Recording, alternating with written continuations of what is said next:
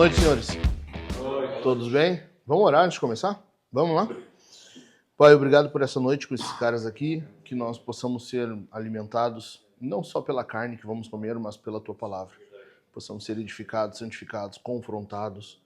Enfim, faz aquilo que for necessário para que a nossa vida glorifique a Ti, que nós aumentemos em fidelidade, em amor por Ti, e que daqui surja um movimento, Senhor. Que nossas famílias sejam tocadas por isso aqui, nossa igreja, nossos colegas, a sociedade, enfim.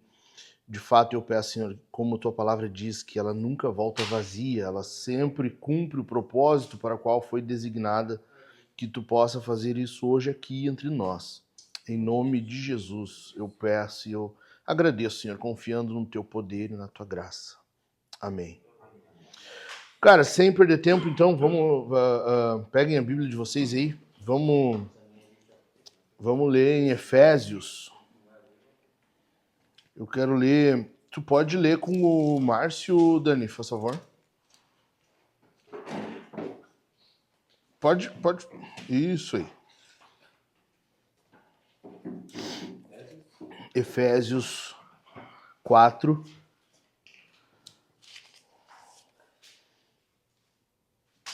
Nós vamos ler primeiro o 17 até o 19.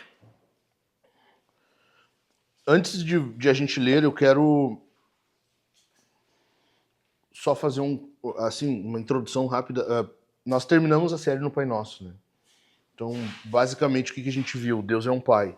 E nós vimos na série dos 10 Mandamentos que Deus é um Rei soberano que nos salva de um reino opressor, escravizador, e nos conduz para esse reino dele.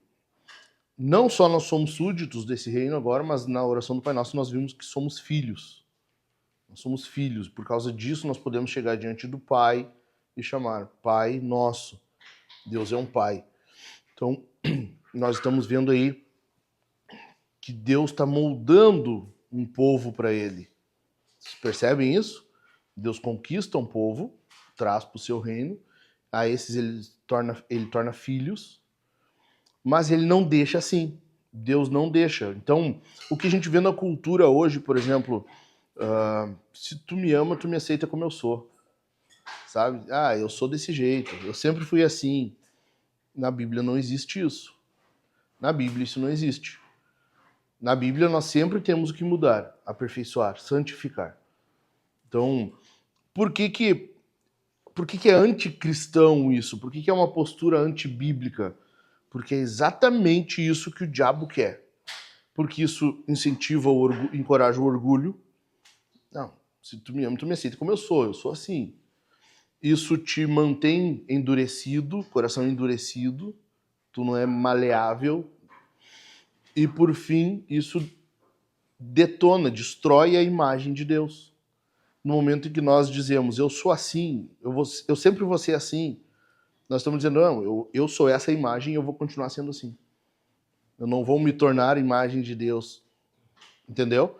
Essa imagem distorcida, que eu falei acho que semana retrasada, se eu não me engano, lembra que eu comentei sobre a imagem de Deus que em nós foi distorcida, foi destruída? Essa imagem agora, ela, seguindo o que a cultura diz, nós somos encorajados então a manter assim e nunca mudar. Então, na Bíblia isso não existe. Deus está moldando um povo de acordo com o padrão que ele tem. Deus tem um filho, esse filho que ele enviou e que viveu uma vida perfeita que a gente não consegue viver nem 1 milhão de anos. Esse filho é um modelo. Deus está dizendo, eu quero que vocês sejam assim. Então, cada vez que nós somos confrontados pela Bíblia, mudamos, somos santificados, nós sendo tornados mais parecidos a essa imagem. Lembram que nós falamos? Quem lembra aí? A imagem de Deus sendo reconstruída em nós, sendo remodelada.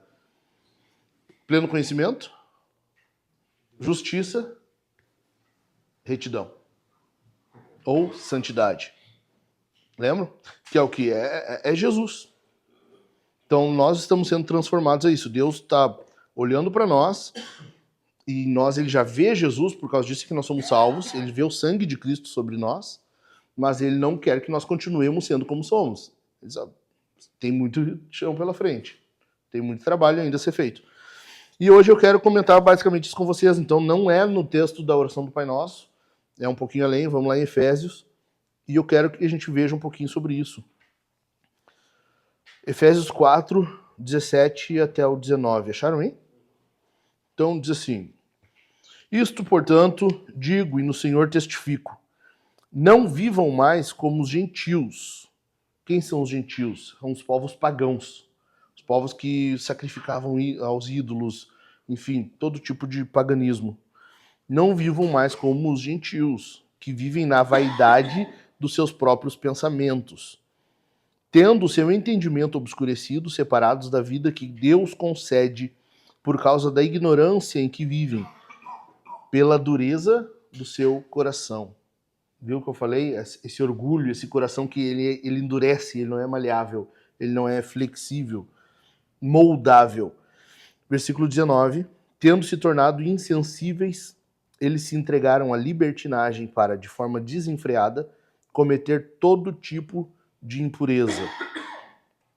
Até aqui por enquanto. Então, esse texto aqui está na carta de Efésios. Se Deus quiser, a gente ainda vai ter uma série de sermões nessa carta aqui. É uma das minhas favoritas. Cara, eu amo essa carta. Qual é a ideia da carta? Paulo está preso. Se eu não me engano, no versículo 1 ele fala isso. Aqui, ó, versículo 1 do capítulo 4 mesmo. Por isso eu, prisioneiro no Senhor, peço que vocês vivam de maneira digna da vocação que foram chamados. Tá vendo? Paulo estava preso quando ele escreve essa carta aqui. Estava preso. Só que Paulo pastoreou a igreja em Éfeso, Paulo passou por ali algumas vezes, ele tinha muita intimidade com aquela igreja, tanto que quando Paulo vai se despedir do povo de Éfeso no porto de Mileto, está lá em Atos 20, se eu não me engano, Atos 20. Paulo diz assim para o pessoal, ó, hoje é a última vez que vocês estão me vendo, a partir de agora vocês não vão mais ver meu rosto. Os caras se desesperam, para eles já é a morte ali, então... Por quê? Porque havia muita intimidade entre eles, muito afeto. E é para eles que Paulo está escrevendo. Se vocês estão vendo uns negocinhos, não é glória, tá? Tá tudo bem, é só um pouquinho de fuligem aqui do carvão. O pessoal do vídeo vai ver, talvez achar, ó, tem glória. É muito poder. E aí Paulo está escrevendo essa carta porque ele está buscando uma coisa, unidade. Unidade. Paulo quer que a igreja seja uma. Então, olha só comigo, bem rapidinho, do versículo 1 até o 16, do capítulo 4 mesmo, tá? Bem rapidinho. Capítulo 1, ele é o prisioneiro, mas ele quer que eles vivam de maneira digna, tá vendo? Versículo 2, ele vai dar a descrição, com toda humildade, mansidão, longanimidade, suportando uns aos outros, tal. Versículo 4, há somente um corpo e um só espírito, como também uma só esperança na qual vocês foram chamados. Há um só Senhor, uma só fé, um só batismo, um só Deus e Pai de todos. Paulo vai repetir isso aqui, ele vai enfatizar isso aqui. Há um só, um. Por quê? Porque ele quer que a igreja entenda a unidade da fé. A unidade que a igreja é diante do Senhor. Por quê? Porque é um corpo. Ele fala isso várias vezes, né? Aqui ele fala, aos Coríntios ele fala, em Romanos ele fala, enfim. E ele está escrevendo com esse propósito. A igreja tem que se ver dessa forma. Então, versículo mais adiante, versículo 11. E ele mesmo concedeu uns para apóstolos, outros profetas, outros para evangelistas, pastores, mestres, com vistas o quê? Ao aperfeiçoamento dos santos. Versículo 13. Até que todos, tá vendo? Até que todos cheguemos à unidade da fé e do pleno conhecimento do Filho de Deus. Versículo 14, para que não mais sejamos como crianças, e ele vai dizer de novo, ó, a gente não vai ser isso aqui, não é essa a ideia. Versículo 16, versículo 15 ele fala que Cristo é o cabeça, versículo 16, de quem todo o corpo, tá vendo, a unidade, o corpo, a igreja, bem ajustado e consolidado pelo auxílio de todos juntos, segundo a justa cooperação de cada parte, efetua o seu próprio crescimento. Então, o seu próprio crescimento. A igreja luta pelo seu próprio crescimento. Tá? Essa é a ideia aqui. O que está acontecendo, então? Paulo quer que a igreja entenda que ela é uma unidade. Não só isso, mas ela tem um líder, um cabeça, que é Jesus. Se a igreja é o corpo desse cabeça, ela não vive de qualquer jeito. Ela segue o que o cabeça, o líder, orienta, manda.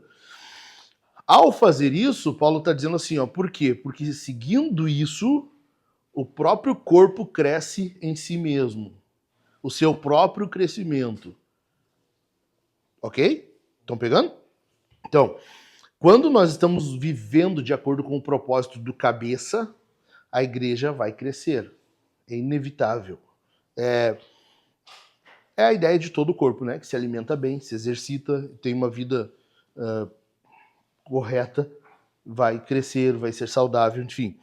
A ideia do que Paulo está falando aqui é essa. Ele quer que a igreja seja assim. E aí chega no versículo 17, que é o que nós lemos. E aí Paulo começa dizendo o que então? Portanto, não vivam. Lembra da oração do Pai Nosso que Jesus começa falando como não orar? Aqui a ideia é basicamente a mesma. Ó, isto, portanto, digo e no Senhor testifico. Não vivam mais como os gentios. Se não vivam mais, quer dizer que os caras viviam assim.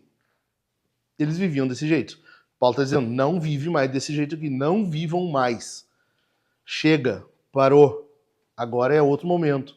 Vocês são outras pessoas. Não é mais tempo de viver assim. Por quê?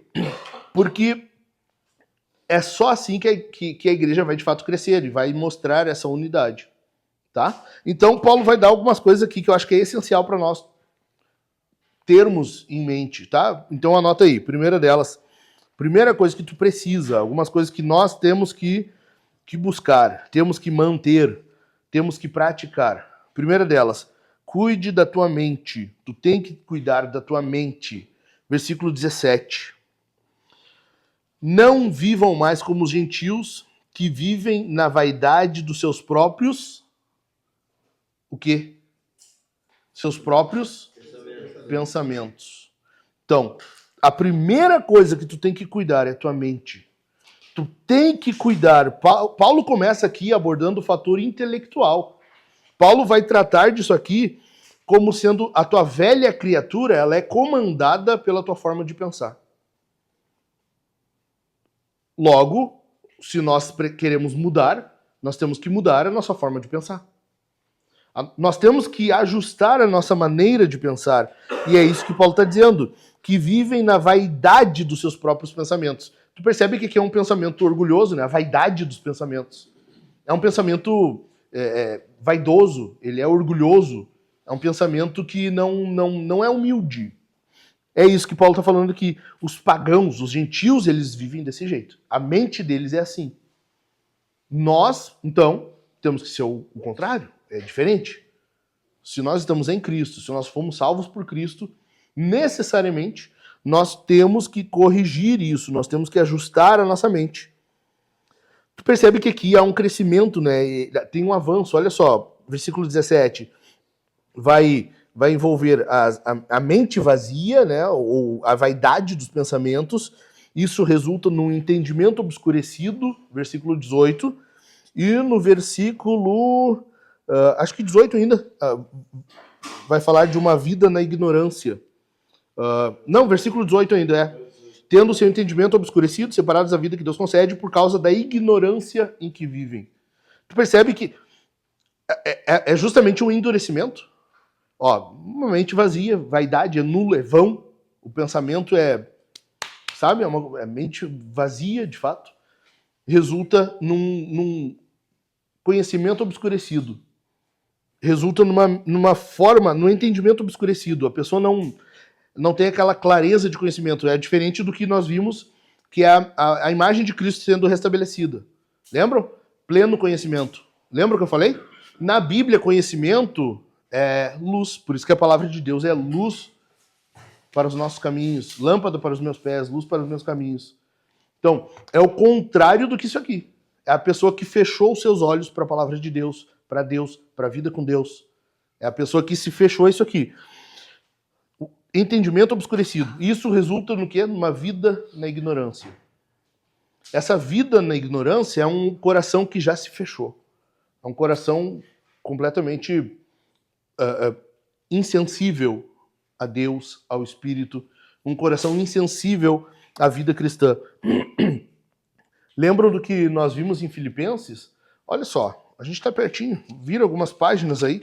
Filipenses 4:8, Paulo vai dizer assim, ó, finalmente, irmãos, tudo que é verdadeiro, tudo que é respeitável, tudo que é justo, tudo que é puro, tudo que é amável, tudo que é de boa fama, se alguma virtude há e se algum louvor existe, seja isso que ocupe o pensamento de vocês.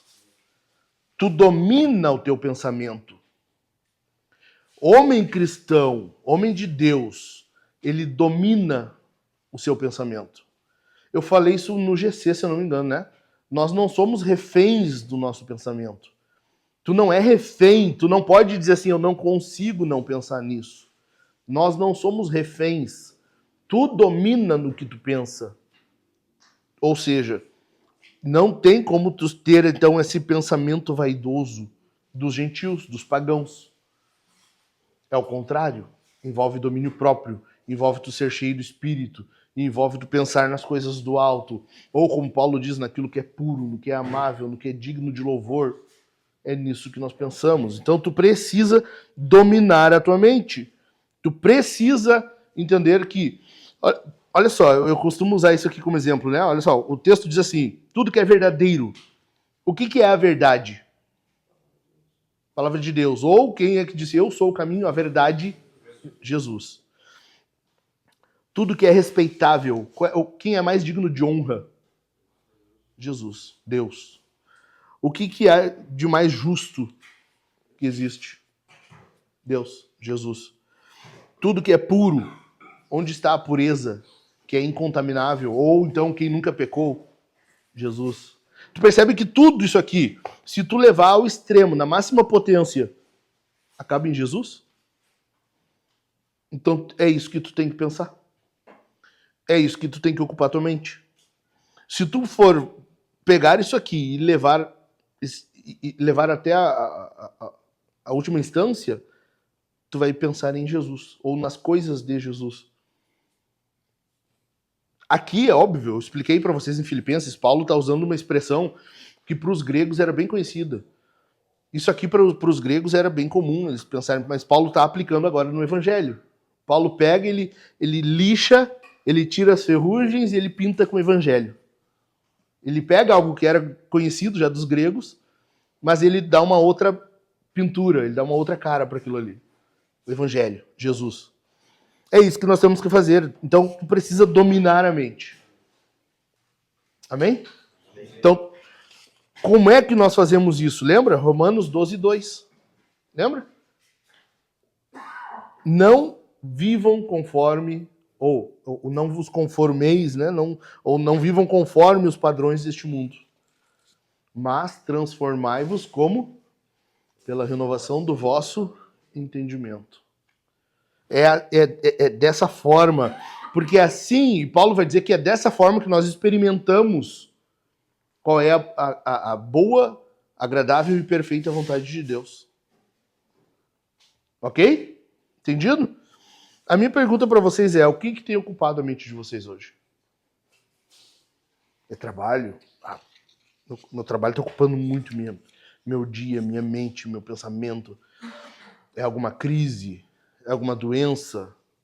É algum problema? O que está ocupando a mente de vocês? Porque esse é o termômetro.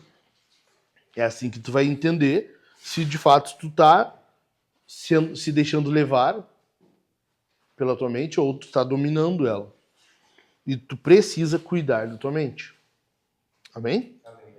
Em segundo lugar. Detalhe. Uma coisa que eu não falei. Tu tem que entender que os nossos pensamentos são uma fagulha para o pecado. Tem um pensamento. Disso, até tu praticar um pecado, até tu pecar de fato, é muito rápido. Então, o teu pensamento, tanto que Jesus fala, muitas vezes, né, Mateus lá 5 ao 7, que é o Sermão do Monte, muitas vezes Jesus vai falar que tu não precisa praticar alguma coisa para já pecar. já pecou no teu coração. O coração é o íntimo, envolve tua mente, envolve teu pensamento. Ok? Então, os nossos pensamentos, os pensamentos vãos, ok? Pensamentos fúteis, esses vaidosos, eles são uma fagulha para o pecado. Segundo lugar, tu precisa cuidar do teu coração. Do teu coração, versículo 18. Espera aí que eu não voltei para o texto lá. Versículo 18. Tendo o seu entendimento obscurecido, que é a consequência dos pensamentos vaidosos, separados da vida que Deus concede por causa da ignorância em que vivem, pelo quê? Pela dureza do seu coração. Cara, tu tem que gravar isso aqui. Quando o teu coração ele não é cheio de Deus, quando tu não está intencionalmente enchendo, ocupando o teu coração com Deus, com palavras de Deus, ele vai se tornar fútil, vão, vazio. O teu coração, ele é enganoso. Jeremias 17, lembram? Inclusive, domingo eu citei isso no sermão. O coração do homem é enganoso. Se tu não fizer intencionalmente algo para que ele deixe de ser enganoso, ele vai continuar sendo. Então não tem como tu querer mudar a tua mente se tu não cuidar do teu coração. Lembrando que mente e coração, em alguns momentos, eles vão ser até sinônimos. Tá? Mas mente é que eu quero que tu entenda mais questão de pensamento. Coração, as tuas motivações, aquilo que tu valoriza, aquilo que realmente tu bota a mão no fogo. Então, se tu não tiver conhecimento de Deus, se tu não encher o teu coração com a palavra de Deus, tu vai ter um coração fútil, vão, vazio, inútil. Ou, versículo 17, vaidade. Que é o que Eclesiastes fala, né? Tudo é vaidade. Então, nós precisamos cuidar disso aqui, porque o coração, cara, na Bíblia, o coração é o teu centro de comando. O coração na Bíblia é o teu verdadeiro eu. É o verdadeiro João. É aquele que a gente não vê, só Deus vê. Por isso que quando Samuel vai ungir Davi, passa os irmãos de Davi, ele acha que é os caras, né? Porque são grandes, fortes e tal. E Deus diz, não. Porque tu vê o exterior, eu vejo o coração. Deus vê o que realmente importa. E é isso aqui que Paulo está mandando nós cuidar. Se o coração for vazio, se tu não preencher, se tu não lutar todos os dias para que o teu coração seja tomado por Deus, tu vai ter um coração fútil, vazio, sem sentido. Estão entendendo? Aqui, não é, e tem que ficar bem claro isso, quando eu estou falando de coração preenchido, não estou falando de conhecimento intelectual. Não é isso. O que mais tem hoje em dia é pessoa que manja de Bíblia, entende, sabe decor, sabe ir e voltar, e é vazia. E não tem vida com Deus. E não tem um minuto no dia de verdadeira relação com Deus. É isso que eu estou falando. É relacionamento. Tu precisa entender, cara, que se tu não tiver o teu coração entregue ao Senhor, se tu não encharcar o teu coração com isso aqui, tu vai ter uma aparência de crente. Aparentemente, as pessoas vão olhar para ti, ele tem uma vida correta, não faz mal para ninguém, mas por dentro, como diz o Evangelho, é sepulcro caiado. É um sepulcro que por fora é bonitinho, tá pintadinho, mas por dentro é morto, é morte, é fedor, podridão. Vocês têm que entender isso aqui, que o nosso coração ele tem que ser encharcado diariamente, e não é só conhecimento intelectual, não é só leitura. Aí eu li hoje, pronto. Não, é vida. É vida, é tu pegar esse livro aqui e tu saber que nele tu encontra vida com Deus, vida com o Senhor. Se não, tu fecha esse livro aqui, tu lê ele, tu fecha e tu vai pro banheiro assistir videozinho e bater uma punheta. Se não, tu sai daqui, tu fecha esse livrinho, que para ti é só mais um livro. Se tu não tiver vida, né? Eu tô falando, se não tiver vida nisso aqui, leitura com vida, é só mais uma leitura. Daí tu sai, tu vai pra rua, tu vai olhar as bundas das mulheres, mentir, não vai ter problema. Os colegas vão mandar pornografia pra ti, tu vai assistir, tu vai ser vencido por isso. Então, eu tô falando de vida, vida com Deus. Tem que entender que se tu não tiver vida com Deus, o mundo, a cultura, essa cultura diabólica, ela vai te derrubar. Vai te derrubar. Os demônios vão estar na tua volta, fazendo tu tropeçar e cair. Nós falamos agora domingo, nós temos que orar constantemente, livra-nos do mal. Não nos deixes cair em tentação, mas livra-nos do mal. Por quê? Porque sempre tem alguém na nossa volta querendo a nossa queda. Se tu não vigiar, se tu não buscar vida, vigor, fortalecimento, tu cai, cara. Tu cai. Porque lembra o que eu falei, o diabo ele é muito mais forte, poderoso e inteligente que nós. A gente com o diabo não consegue. A gente precisa estar de mão dada com o nosso pai. A gente precisa disso. Agora, como é que tu vai estar de mão dada com teu pai se tu não tem vida com ele, se tu não se alimenta da palavra dele? Amém? Romanos 1, 21 ao 25 diz assim. Porque, tendo conhecimento de Deus, as pessoas têm conhecimento de Deus, porque tendo conhecimento de Deus, não glorificaram como Deus, nem lhe deram graças.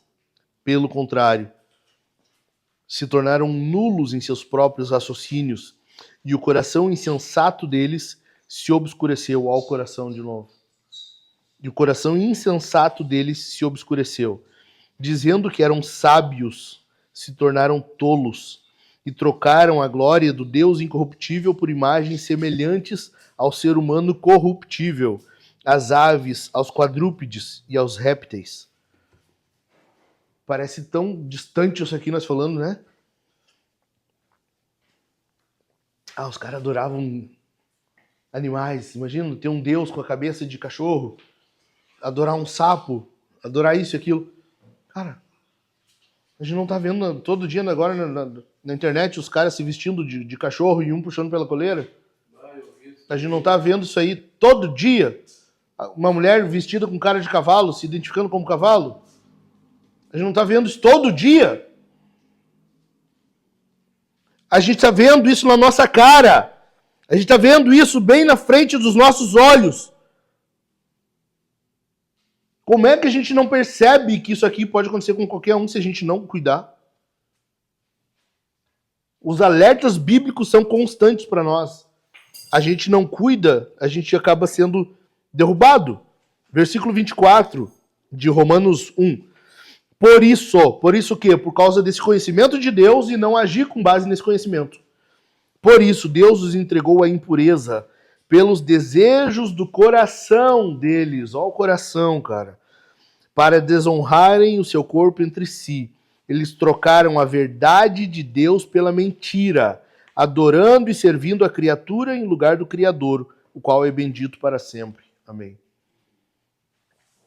Se tu não cuida, se tu não zela pelo teu coração, tu vai ser dominado. Tu vai ser dominado. Eu sou o coach da desgraça, né? Mas a verdade é exatamente essa, cara. Se a gente não cuidar, nós vamos ser engolidos. A gente vai cair. Tu tem que cuidar. Tem que se levantar todo dia sabendo. Tem alguém que me odeia. E ele está fazendo de tudo para me derrubar. Hoje não, diabo. Hoje não. Estou com meu pai. Estou me alimentando dele. Estou com ele. Senão nós vamos ser engolidos. O entendimento obscurecido, esse entendimento obscurecido que Paulo fala aqui, ele só acontece, só se dá por causa desse distanciamento de Cristo. Tendo conhecimento de Deus, não honraram a Deus, não viveram com Deus, não valorizaram esse conhecimento. Não agiram com base no conhecimento de fato. Aqui o conhecimento, eles têm um conhecimento intelectual, mas não desce para o coração, não resulta em vida. E é isso que Deus quer. Conhecimento, na Bíblia, é tu ter relacionamento. Relacionamento é tu viver com Deus. Estar o tempo todo com o Senhor. Quando isso não acontece, Romanos 1, eu acabei de ler, quando não acontece, a atuação do diabo aumenta. E alguns de vocês vão ter a tendência de pensar que não é bem assim. Já teve vezes que eu não li a Bíblia todo dia, já teve vezes que eu não orei e ficou tudo bem. Vai ter gente que vai pensar assim, olha só, 2 Coríntios capítulo 4. 2 Coríntios 4. Paulo vai dizer do verso 3 até o 6.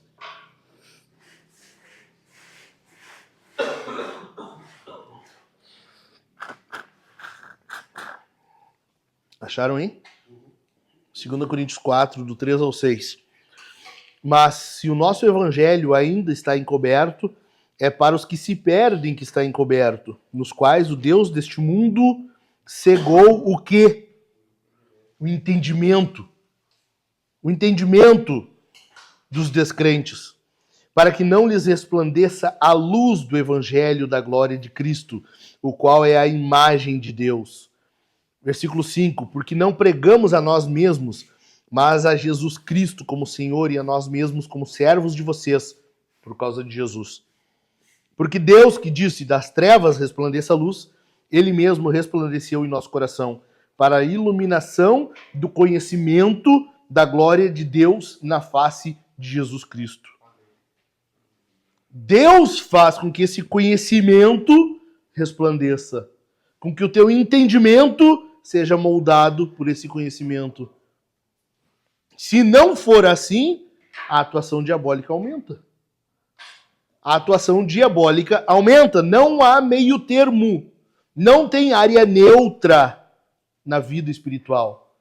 Não tem tu estar, tô com Deus, não tô com ninguém, tô com o diabo, então vou ficar aqui no meio. Não existe isso. Não existe isso.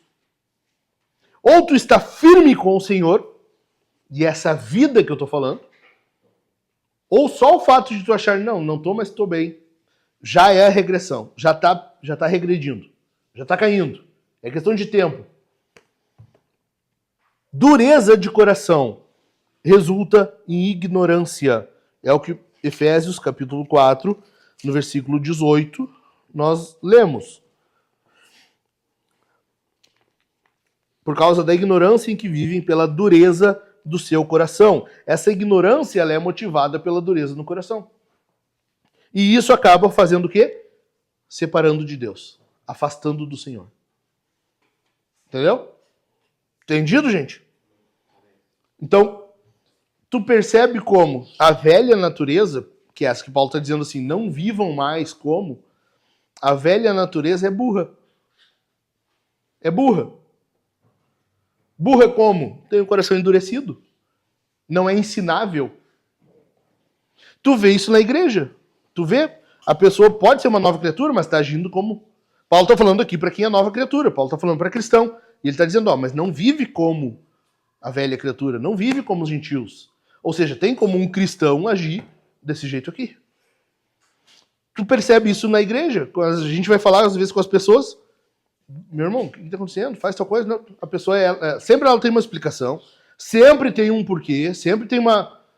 Ela não é ensinável, não é pastoreável. Logo, está agindo igual a velha natureza, velha criatura. Cara, isso acontece direto. É porque, de uma forma geral, assim, eu falando para todos, ok, tranquilo, bom, muito bom. Aí quando tu chega na pessoa, meu irmão, é disso aqui que eu tô falando. Esse é o problema. Aí começa a explicação. Não, pastor, mas veja bem, não. Aí tem as explicações, daí tem os porquê, daí tem a justificativa. A questão é, tu é ensinável, pastoreável? Teu coração é assim ou não? Como é que é? Como é que teus filhos veem quando tu é confrontado? Tem um autor que eu amo demais, ele diz assim, o problema não é o problema é o coração. Sempre, sempre. Um exemplo. O problema, a crise, a circunstância, não é o problema. Porque que pior problema do que ser injustiçado, sofrer uma injustiça, pagar uma pena injusta e não pecar. Porque a crucificação foi isso, não foi? Foi o maior crime da humanidade, foi condenar o único inocente que já existiu. Concorda comigo? O maior crime foi esse, condenar à morte o único inocente que já pisou nessa terra. Jesus pecou? Não. E eu digo, pecou ali durante o julgamento? Durante a crucificação, ele pecou? Então não tem justificativa para nós quando a gente peca e... eu pequei por causa disso, eu fiz isso por causa disso. Entendeu? O problema não é o problema, mas geralmente tu diz que o problema é o problema. Cara, por que tu tá agindo desse jeito? Mas olha também, olha o que eu tô passando. Tu não me entende, porque se tu estivesse no meu lugar, sempre tem uma explicação. O problema não é o problema. Tu pode estar num oásis, tu pode estar num shopping center com ar ligado, num dia de 40 graus, e tá pecando. E tu pode estar passando um inferno e tu ser piedoso. Porque a circunstância, ela pode facilitar ou dificultar, mas ela não faz tu pecar. Ela não faz com que tu peque. Então, é isso que eu estou dizendo. Como que tu age quando acontece alguma coisa? Porque o nosso pai fez isso, Adão fez isso. Quando pecou, quando deu toda a merda lá, que Deus questionou ele, e aí? O que tu fez? O que ele falou? Senhor, a mulher que tu me deu. A culpa é da mulher e de Deus. A mulher que o Senhor me deu. Assim a gente faz. A gente faz assim. Cara, que essa semana tá muito estressante. Essa semana tá muito corrida. É ou não é? Quantos eu já conversei dos caras tá afundado em pornografia e eu converso com os caras e dizem, cara, quando eu me estresso no trabalho é sempre assim. Meu trabalho tá demais. Bom, explica pro senhor, talvez. Vamos ver se dá certo. Vamos ver se cola. Não pode trabalhar? Então, o problema não é o problema é o teu coração, o meu coração. Ok? Em terceiro lugar e último, cuida do teu testemunho. Então, em primeiro, cuida da tua mente. Em segundo, cuida do teu coração. Em terceiro, cuida do teu testemunho. Versículo 19. Tendo se tornado o quê? O quê? Insensíveis. Eles se entregaram à libertinagem. Aí a forma de viver já é desenfreada, aí já vale tudo. Não é o que a gente está vendo hoje? A revolução sexual, a revolução cultural que fez com que a sociedade viva o que está vivendo hoje. Libertinagem, imoralidade, corrupção, falta de compromisso com a verdade. Então as pessoas mentem assim, não muda nada, não quer dizer. Verdade ou mentira, tanto faz. É ou não é? O que acontece? O que Paulo está dizendo aqui, é que a pessoa com esse coração, do versículo 18, esse coração endurecido, ou um coração irrefreável, É um coração que a pessoa só faz o que quer. A única que manda é, de fato, o desejo do coração dela. Por isso que ali em Romanos, o texto que eu li, Paulo está dizendo, Deus entregou aos seus próprios desejos, aos desejos do seu coração. O que nós estamos vendo no versículo 19 aqui, ó. Tendo se tornado insensíveis, eles se entregaram à libertinagem para, de forma desenfreada, cometer todo tipo de impureza. O que está acontecendo aqui é isso. A pessoa ela endurece o coração, ela se fecha, não tem mais nenhum tipo de sensibilidade. E aí acontece o quê? O diabo não precisa fazer mais nada. Vamos pro próximo. Esse aqui tá tranquilo. Esse aqui eu consegui. Não precisa mais o diabo estar ali. Ele já conseguiu o que queria. A pessoa já está só fazendo o que quer. Ela é dona da vida dela. Ela é senhora da própria vida. Senhor da própria vida. E aí ela não obedece ninguém. Ela faz só o que quer, só o que dá na telha. E esse é um processo. Tu percebe que desde o versículo 17 que a gente leu, isso é um caminho? Não é de uma hora para outra. Assim. A coisa vai acontecendo. Então, quando tu peca, tu não peca de repente. Assim. Não há uma queda do nada, do zero. Eu tava bem, cara. Ontem eu tava jejuando. Tava bem com o Senhor. Orei 4 horas. Jejuei 3 dias, 2 dias. No terceiro dia, caí, assisti pornografia. Não existe isso. Não existe. A queda é fade, né? É fade, né? Fade down. É devagar, cara. É aos poucos. É uma descida. Começa assim, ó, começa no versículo 17. Começa com uma mente que não é mais dominada. Teus pensamentos vêm e vão, acontece o que quer, tu começa a pensar em várias coisas, daí a pouco tu está pensando com desagrado, por exemplo, tua mulher só te trata mal. Mas se eu fosse casado com outra, seria muito melhor. Mas a minha vida do jeito que tá não tá bom. E assim começa. E assim vai indo. Daí esse pensamento, essa mente desse jeito, ela já endurece o coração. Quando o coração endurece, tu vem para esse estilo de vida aqui, desenfreado. Um estilo de vida em que tu só faz o que quer. Tu não tem mais nenhum tipo de padrão que governe tua vida a não ser tu mesmo. E isso aqui é a pior coisa que pode acontecer. A pior coisa que pode acontecer com o ser humano é Deus entregar essa pessoa para ela mesma. É Deus entregar tu para ti mesmo. É a pior coisa que pode acontecer. Lembram do faraó? Moisés foi e pediu para o faraó deixar o povo ir. Não. O faraó endureceu o coração. O faraó endureceu o coração. O faraó endureceu o coração. Deus endureceu o coração de faraó. Quando a Bíblia fala que Deus endureceu o coração de alguém, não é que a pessoa tinha um coraçãozinho bom, de ursinho carinhosos, sabe? Os ursinhos carinhosos que tinham um coração na bunda, né? Lembra dos ursinhos? Vocês não lembram dos ursinhos carinhosos? Não lembram?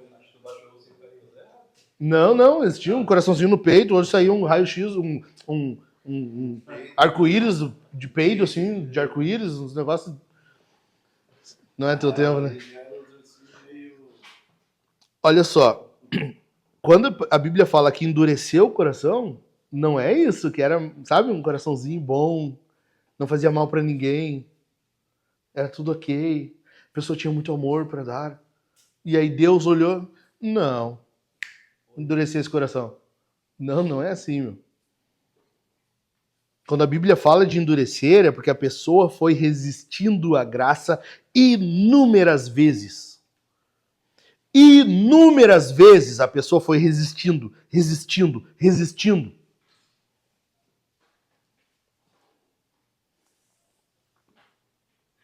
Romanos 1:26, lembram? Por causa disso, Deus os entregou a paixões vergonhosas. Deus entregou. Deus só entregou. É o que tu quer, meu? Vai. É isso que tu quer? Então vai. Paixões vergonhosas. O pecado, ele tem um poder, um efeito petrificador, endurecedor. ele te torna endurecido, frio. Quanto mais tu resiste, esse é o problema de quando a gente fala, quando alguém te confronta, quando alguém menciona algo que tu precisa corrigir e tu nega. Ou comigo, que seja. E a gente resiste à graça. Ok? Todo desejo, presta atenção, todo desejo da velha natureza é enganoso. Todo.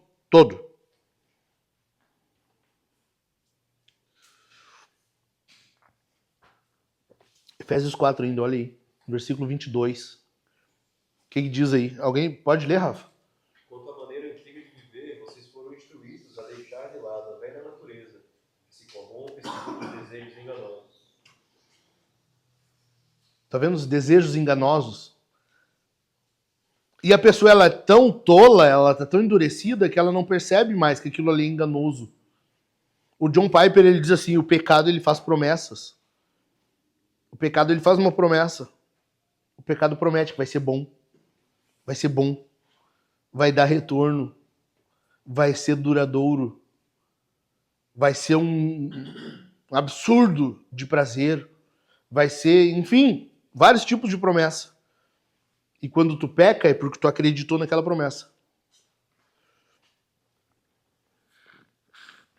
Para tu vencer o pecado, tu precisa entender que há uma promessa melhor do que a do pecado.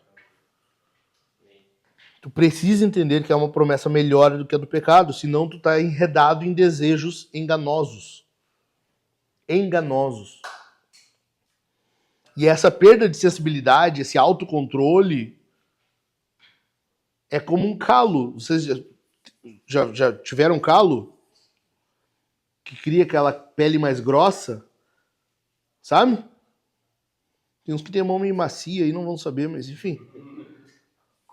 Cria aquele calo e tu perde sensibilidade ali, né? Ali tu perde sensibilidade, fica mais duro, fica mais calejado, assim. Por isso que a gente fala, né? O fulano é calejado. É isso, é de calo. Criou um calo ali e tu não sente mais tanto ali.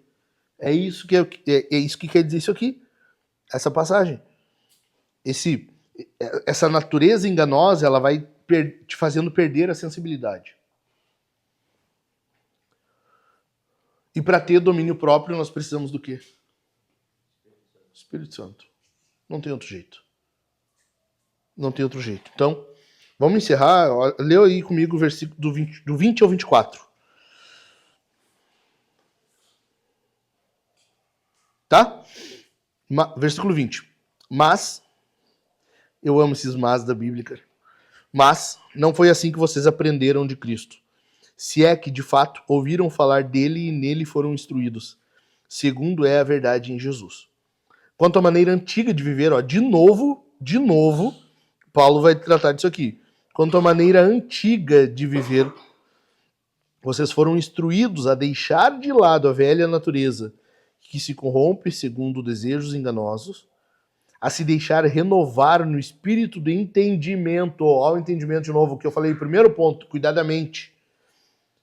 O espírito do entendimento de vocês, versículo 24, e a se revestir da nova natureza, criada segundo Deus, em justiça e retidão procedentes da verdade. A primeira coisa, então, que a gente precisa é arrependimento, que é a metanoia, mudança de mente, é mudar a forma de pensar. Tu te dá conta de que o que tu está fazendo é pecado, é errado, é velha natureza. Tu precisa fazer algo novo, mudar isso. E o oposto da velha natureza é o quê? Eu sabia que vocês iam falar isso. Não. O oposto da velha natureza é Jesus. É Jesus.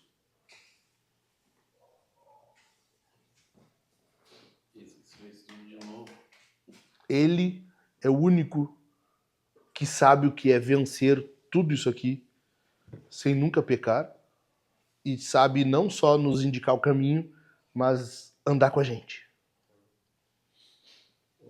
Ele sabe exatamente. Hebreus fala que ele foi tentado em tudo, assim como nós, mas sem pecar. O oposto da velha natureza não é a tua nova natureza, porque tu continua pecando. É Jesus. Ele é o oposto. Por isso que ele é o nosso padrão. Ele é o nosso salvador. Ele é quem nos indica o caminho. Ele é quem trilha com a gente o caminho. Amém? Amém. Vamos orar?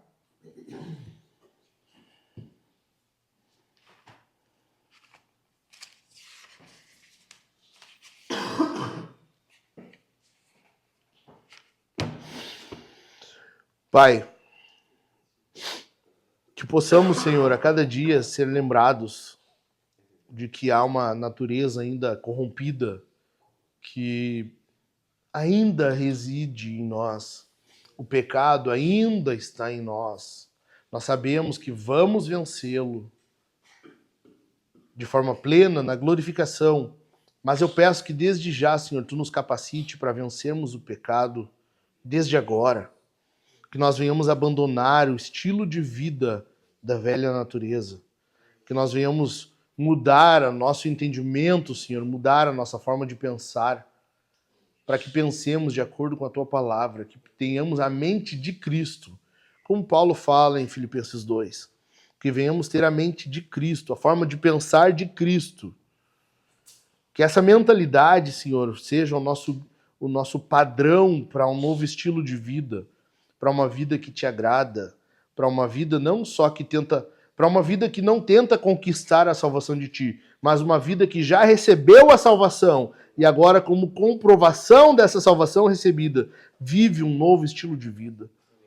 Age em nós, Senhor, para que disso aqui surja bons frutos, para que disso aqui surja edificação para o teu corpo, para que disso aqui surja unidade no teu corpo e tu seja glorificado, que as pessoas de fora olharem para nós, percebam, Senhor, que somos parte de um povo diferente, que não tem as mesmas causas, não tem a mesma militância, não tem as mesmas lutas.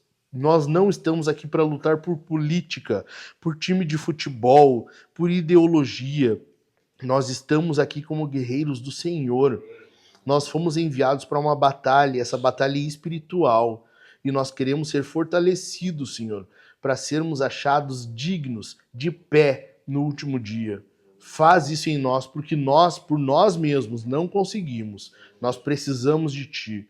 Nós precisamos do revestimento de poder que somente o Espírito Santo dá. Em nome de Jesus, abençoe esses caras. Em nome de Jesus.